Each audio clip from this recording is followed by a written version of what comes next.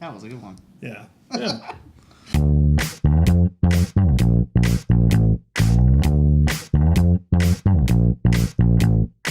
Howdy, ladies and gents. My name is Mike. And I'm Jeff. And we are Bottles and Cans, the show where we drink a beer, or beer. And tell you what we think. I'm going to mess that up every time. You're a fucking idiot. I know. All right, so what are we drinking tonight? We're going to do Super Doozy, oak-aged, from Mother's. We've had Doozy before on an older episode. You are wearing the Mother's shirt. I didn't see that.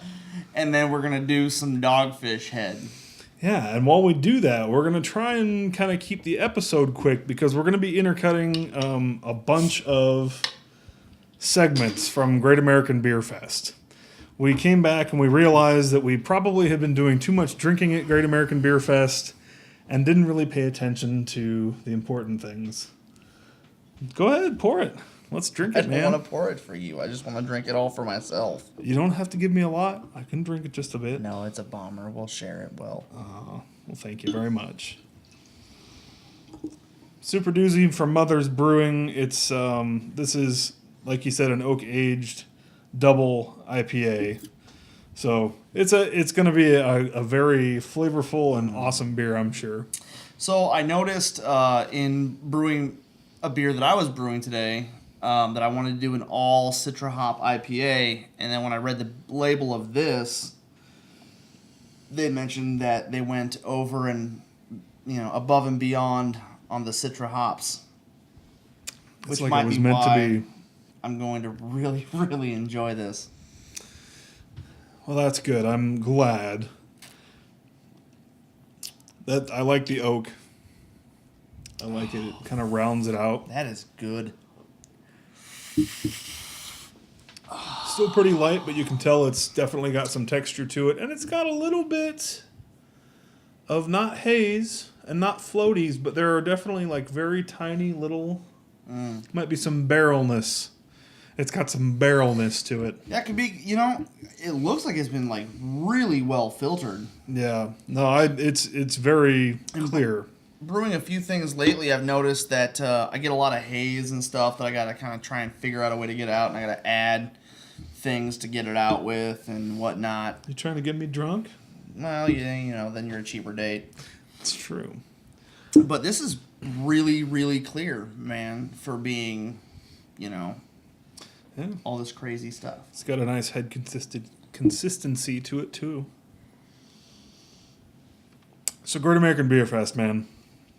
We got back, probably 3 weeks ago now? 3 weeks ago and 30 pounds heavier. There was a lot of eating of terrible food in between not drinking terrible a lot of as beers. in bad tasting, though. I mean, right. A lot of not good for you food. Yeah, terrible for you. A lot of food of convenience. If yeah. Well, that and like a lot of dense food. Yeah. A lot of red meats. A lot of gravies. A lot of gravies. Biscuits and gravy almost every morning. Yeah, man. And then on top of that, all the beer. And then midway through, I had to buy new pants. Yep. It happens to the best of us. I thought ahead, though, because I know exactly what all that beer was going to do to me. Yeah. Especially after our first evening, because our first evening, we got there at like 3 in the afternoon, and we went directly to Left Hand. Mm-hmm. Left Hand Brewing, and they're in Longmont, Colorado, and it was an awesome time. Yeah, they were great to us. Yeah, we went on a fun tour. We met a dude. We met a guy who initially I was like... A couple guys, actually, yeah. But initially, this guy was like, this guy is not going to be friendly. Yeah, he looked kind of mean. He looked scary looking, but let me tell you, I was absolutely wrong. This guy was not only hilarious, he was overly friendly and was asking amazing questions, which is why we wanted to get to know him more. And then he, was very, very welcoming to his booth later on. Yeah. And was just one hell of a guy. And his beers that he makes are fucking great. Yeah, we went to the Core Brewing booth. So this is Thor. We didn't even say his name. Yeah. Thor. This is a throw out to Thor. Jeff Now, likes that guy a lot. I do. Especially He was Jeff. pretty cool, man. He was very cool. Not only is his name Thor, this dude looks like he should be Thor. The name fits. Yeah, absolutely. He was huge. He was a big ass dude, and he had a big ass awesome beard. We met him at Left Hand, but then the next day at Great American Beer Fest, we met up with him. So let's show a little clip of that now. I'm here with Thor from Core Brewing at the Great American Beer Festival. We met last night at Left Hand. Great guy, so I just wanted to ask him a couple questions. Tell us a little bit about your brewery, when you started, where you guys are from. So our head brewer has been brewing for about 20 years. In our current brewery, we've been in there for only like 2 years. It's a 25-barrel brew house. We've got 40-barrel fermenters, 7 40-barrel bright beer tanks, got a canning line and 2 bottling lines. Awesome. What are you excited for about being at this festival? Man, look at the people out here. This is a great environment. It's a great community. It's a kind of like a trusted community. You can ask people questions. They give you real answers. And there's a lot of great beer. That's what I heard. I heard you guys have a palate record, so... Yeah, we've got, this is our Double Red IPA. It's 113 IBUs, 9.5% alcohol. It's been featured in Draft Magazine. It's great. You ready for some? Yeah, I'll give it a try. So we use a really dark malt, which really kind of tames the hoppiness to it. Yeah, the guy behind the camera. He's got Vince Tripod get on that. Oh, wow, that smells amazing. Yeah. So a lot of people that are afraid of double reds or double IPAs find that they love this beer. That 113 IBU scares them off in the beginning, but then they try it and they're like, wow, that is really smooth. It's got some good malt characteristics as well as the big bold hops too. Yeah, That's thank good, you. Man. Thank you. Thank you very much, Thor. Hey, it was bet. great to meet you, man. It's good to meet you guys. Thank you very much. Thor, cool guy, and the whole Core Brewing group of fellas, they're all very, very nice. I'm glad that we could meet up with them, and that's exactly the kind of experience I was hoping for at Great American Beer Fest. Because we've been to some locally, we won't even say them because we've complained about it before, but they didn't even have brewers. This was awesome because there were brewers from all across the country visiting breweries, talking to the other brewers, walking around the beer fest. It was we got awesome. Accepted extremely well by people. Yeah, I absolutely. mean, everybody was very welcoming. Everybody was very hospitable. Even when it was like our error and a little bit of error on the on this guy for not recording. No. We got to talk about the Carhartt too. Yeah, but I was talking about our tickets to get in. Oh shit! And Jacqueline, the lady who runs the media portion, media relations or whatever. Yeah, she was super awesome to us, and we kind of had a miscommunication. We didn't get enough tickets. They just had tickets for me. Yeah. So Mike and Tripod Vince didn't get tickets, but we wound up, she had mercy on us. She was our only hope, and she let us on in. So, shout out to Jacqueline there. Yeah, thanks to Jacqueline at Great American Beer Fest. Appreciate it. You basically made it possible because otherwise I don't know what we would have done. Yeah, we'd have just been wandering the streets. That would have been very, very sad.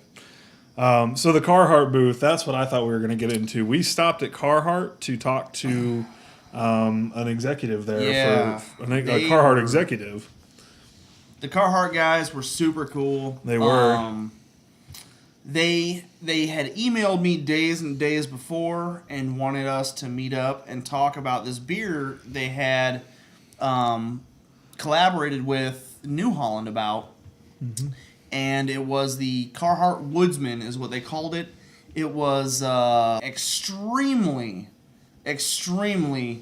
smooth. It was very, I mean, it was very drinkable. It was good clarity, great smell to it. And the aging in the wood barrels was amazing. They did a great job. And I had to throw some shout-outs to Carhartt because... you were a bit of a fanboy of Carhartt. Dude, I honestly... they liked you a lot. I wear their scrubs to work, man, and they're one of the few places that actually make scrubs for dudes that aren't shitty scrubs. So, I got to throw some shout outs to them. You were a little confused on why Carhartt was brewing Yeah, a no, beer. I didn't get it, but with- I did explain later though. I was like, it makes sense. Yeah. If you look at pictures of brewers, they're all wearing Carhartt, which I think is in our interview, which we should show now. We're at the Carhartt booth. We're going to talk to them about both Carhartt and the new Holland Brew that we are about to try. So, what made you guys decide to make a collaborative beer with New Holland Brewery? So this year happens to be our 125th anniversary, and we were trying to come up with some great ways to celebrate throughout the year. Carhartt's a Michigan-based company, and celebrating 125 years, family-owned, fourth generation. We figured beer would probably be a good idea for our guys, but we realized we didn't know how to make beer, so we had to go out and find a guy that could make good beer. And being in Michigan, we're blessed to have such great beer makers. And we found Fred from New Holland, who put together just a terrific beer and gave us a chance to help celebrate our anniversary. Awesome. That's great. So I've noticed that a lot of brewery workers and brewers wear Carhartt gear. Did you guys make something specific for them, or? So about a year ago, we joined the Brewers Association as a member, and we saw an opportunity to help the industry out a little bit. It's a terrific growing business, and there's a lot of beer makers out there who are familiar with our brand and are wearing our products, and we kind of ask them for feedback to help make specific products for the beer making industry. And so we're actually talking to beer makers that are here this week to find out what they need, and next year we're going to launch a line of industry specific apparel for the beer makers. Awesome. So now you've obviously had the beer, right? Yes, I have. And how do you feel about it? I'm biased because it's got our name on it, but it's a super delicious beer. When I tasted it for the first time after we had been through a few rounds, I finished my bottle of beer and I asked Fred Biltman, I said, am I allowed to call it quaffable? And he said, you bet you are, because I kept wanting to drink more of it. And I thought, it's so approachable, such great flavor. It's a session ale, so we figured out, after a hard day's work, you can have more than one. Yeah. Maybe 6, and everything will be okay. So we're super excited about it. Awesome. That's great. Did we try the beer? Yeah, I suppose so. There's some. Got it right here. How convenient.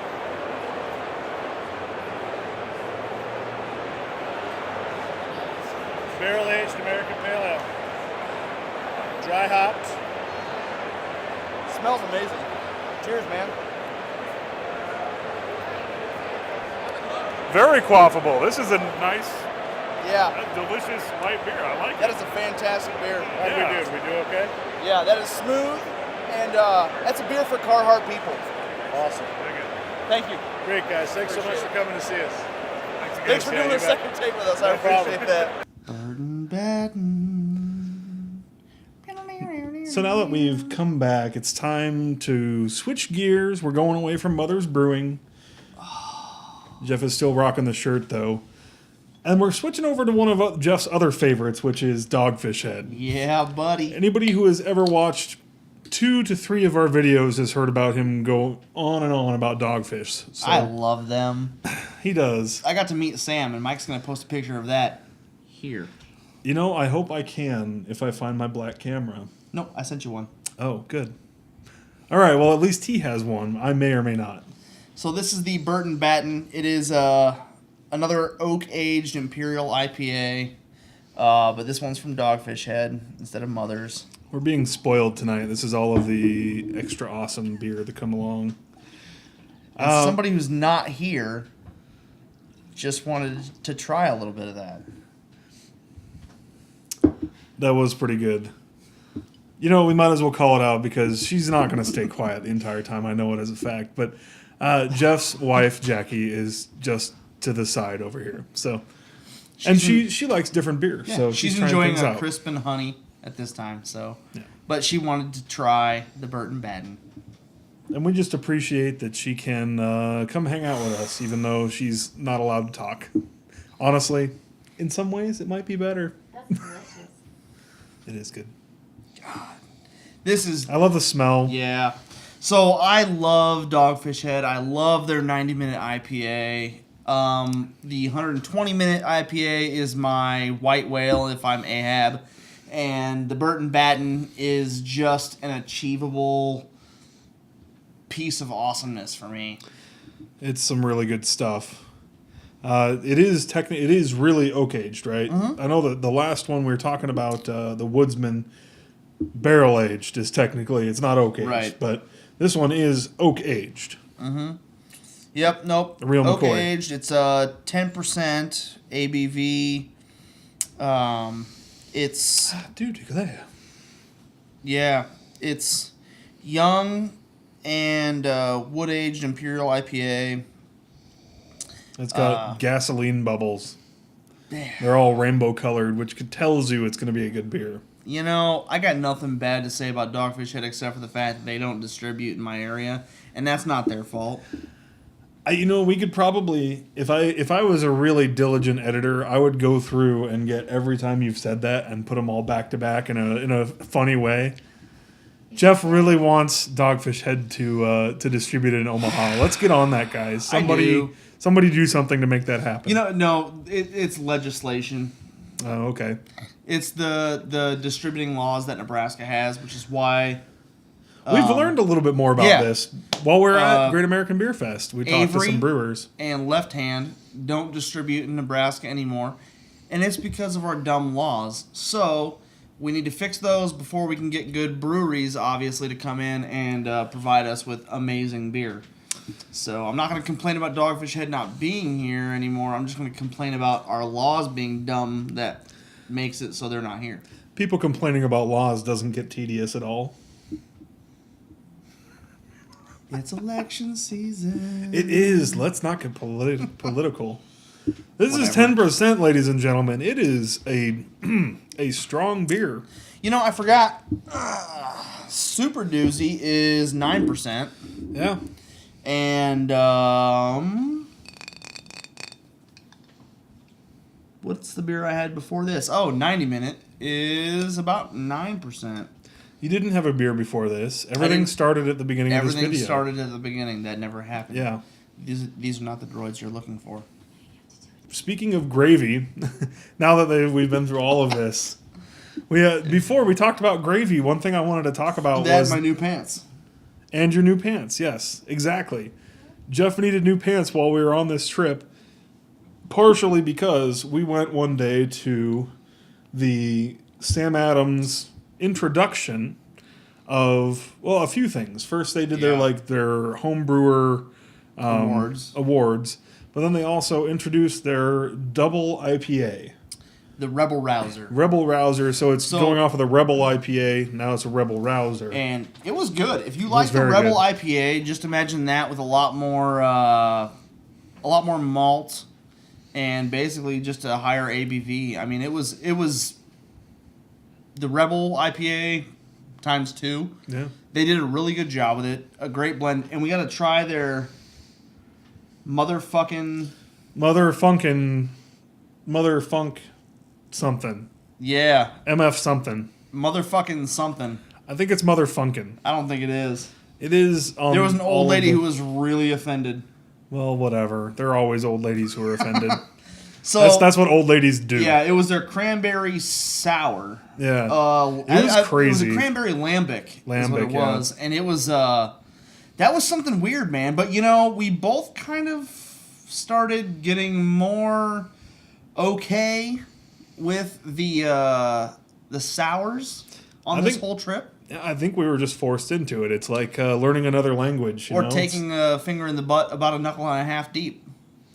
I can't follow you on that one, but it seems like it could be applicable. Yeah. We definitely both got used to it after a while, and now, we actually kind of like it. Sours, I'm talking about. Knuckle and a half deep is what he's talking about. Anyway. So... We're supposed to be gross. That's one of our things. Another comment from the peanut gallery. So, while at the Great American Beer Festival, we walked in. I just got to say this. We walked in, and it was overwhelming. It was. Initially. It was massive. I don't know another word to describe this besides just overwhelming. And that might be something that you've already noticed on the audio for the clips that we've been showing. The audio is ridiculously loud. We had to use a special shotgun microphone to just get the person that we were pointing at. And still, you can hear in the background somebody's glass clink on the floor and everybody all at the same time. Oh, which fucking dumb. Whatever. I thought it was hilarious. Fun. By the end... Yeah, it was fun. By the end, it was hilarious because, yeah, everybody was just... It was ridiculous. I do think, though, that... Kind of like that. Oh. So, it was just going into this event, and initially when we brought in all of our equipment, and Jacqueline was nice enough to let us all in together. She could have left two of us out on the road. No, again, thank you, Thank Jacqueline. you. It's a good name. Good we- people named Jacqueline. We walked in, set all of our equipment down on the floor, and we're just in awe. Yeah, we didn't. I honestly, me as like trying to think through what we should be recording and what's important to get while we're here. I just had to sit and just stare because, I mean, there are 4 aisles basically, and every aisle had Double row, back to back. So yeah. down one aisle on one side you would have brewers and breweries, and the other side you would have brewers and breweries. And it was one aisle, another aisle, another aisle, another aisle. And then against the sidewalls, there was just one set of breweries down those walls. It was And somewhere in the middle there baffling. were classrooms, and then there were homebrew places, and then there was further back you had like the brew pubs, which was a cool area where you could stop and grab food. Some of it was okay, some of it was not. But you know, whatever. What are you gonna expect at something crazy and big like that? It was so large that we went to 3 out of 4 events. Yeah, 3 out of the 4 sessions. So we spent 3/4 of the time possible to spend there. From open to close. Yeah. And still only managed to get to 1/16th. I was gonna say it's less than probably an eighth. Yeah. It was. There were so many beers, so many breweries, and then half the time you walk through, you're just like, you know what? I give up, and you're just putting your glass out, like, just fill me up. Yeah. I don't even care at this point. And you're just tasting everything there. It was unbelievable. You know, there was a bit of an art to it too. I thought it was interesting because you sort of either had to, you could like go down the areas where there weren't a bunch of popular breweries, and we should probably speed this up, but you could go down an area where there weren't a bunch of popular breweries and go down and get like one beer after another, all left to right kind of thing, and just, you know, do the whole span several times in a row. Or you could go to like try and go to the popular breweries and wait in line a long time. So it was like, yeah, and we did a little bit of both. How do you balance that? Right. Was hard. There were certain breweries where we definitely had to hit. Yeah. Dogfish Head, Sam Adams, Green Flash, Odell, we hit Stone, New Belgium. Core Brewing. We tried all theirs. Yeah. Core Brewing, they had a whole good series. I know that we already sort of said this, but their whole series was delicious. They really do a phenomenal job on their beers. Yeah. I will say this about Sam Adams. One thing that we got to try that not a lot of people are going to ever find was the Utopia. Fucking Utopia. We got to try it, and that's like Jim, $190 in like a special jeweled kind of bottle looking Jim thing. himself was pouring the beer into people's glasses of Utopia, and you know, it's just one of those things that when you experience that, there's probably in the beer community not much else not anything better you could say. Yeah, it's one of those sort of unobtainable, kind of like a Pliny the Elder kind of thing where it's special. Foreshadowing. We found some cool things while we were there. We didn't bring back... Last time I went to Colorado, I brought back 3 coolers of beer. It was less than that this time. We both brought back a cooler each. Yeah, we brought back a cooler each, and Mike's going to post a photo of our beer tabs here. Yeah, we spent a lot of money, and that was just one stop. That was just, but to be fair though, they had everything at that stop. Yeah, they did. That was where The we got Argonaut. the Argonaut. That place was amazing. I would love to see a place like that in my city. Yeah, me too. You should become corporate and offer franchises. Come here, buy. Argonaut. So, back to Great American Beer Fest. I think the size and the wandering around, and just you can't take it all in. I don't think we even hit up like Nebraska, Iowa area. Nope. I mean, just because we knew like there were so many other things that we hadn't tried yet that we just didn't even. We probably should have gone and said hi to them and like made friends and. We can go there here. Yeah, It's we can fine. do that here. One of the cool places I went to though was out of Nevada, and it was Brasserie St. James. Yeah. And they only do sours and goose and lambics and crazy ass beers that are like, soured and aged in, wine barrels for, 2 years, then brought back to age again in 5 years, and then Yeah, they have a kept bunch of crazy, going weird, back and barreled back, stuff. and it was fucking nuts. And they were really cool. They're young. They really wanted to get their name out there, and they were really accepting and welcoming to us. And we did a really good interview with them, where they talked about their brewery and or is it brasserie or Their company. Yeah, whatever. And they, the things they did, and I tried some of their beers, and they were, I wasn't crazy on sours when I left to go there. And I came back, and I was kind of a lot more of a fan of sours. I learned how to enjoy them. So there's that. On to the next Dogfish Head. One last beer. This is the Saison de Boeuf. It is an ale brewed with parsley, sage, rosemary, and thyme. As if it were a songwriting group? We are not going to Scarborough Fair, but we are going to drink a beer with the 4 ingredients in it from that song, and I'm not so sure this is going to be good.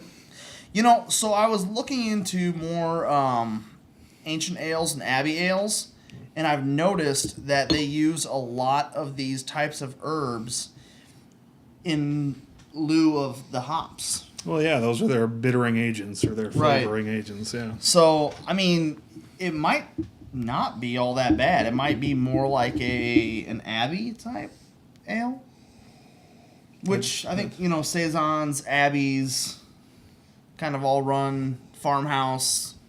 They start to kind of get a lot of the similar flavors. Wow. So it smells saison-y, kind of light, nothing crazy. That is zingy in the beginning for me. That is. Shocking. I don't mind actually any of this. It's kind of light. It is It's light. kind of fruity. It's pretty damn hazy though. But Well, hazy in a wheat sort of saison Right. kind of way. I'm not overly unimpressed with this beer though. Overly unimpressed. I like that. I try. I think this is not far off from a regular saison to me. It's not crazy. And the taste tester, your thoughts? Thumbs up. Jinx. You owe me a Coke. Yeah, I don't know how that works. So, this one, oh man, this is definitely, I'm definitely not mad about this. It's not really herby like I thought it was going to be. It's not like some crazy chewing on a, leaf type taste. Mm-hmm. But I agree. Well, so shall we get to the reviews? yeah, let's do that. I think it's about time.